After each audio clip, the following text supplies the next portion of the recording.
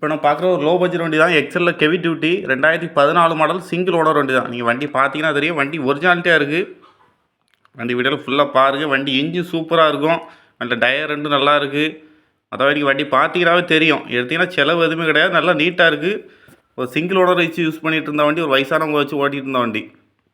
நீங்கள் வண்டி பார்த்தீங்கன்னாவே தெரியும். வண்டி நல்லா குவாலிட்டியாக இருக்குது. வண்டி இன்ஜின் நல்லா இருக்குது. ஓட்டுறதுக்கு மொத்தமாக எல்லாமே வண்டி நல்லா இருக்குது. லோ பட்ஜெட் தான். அதுவும் 2014 மாடல் எக்ஸல் ஹெவி டியூட்டி.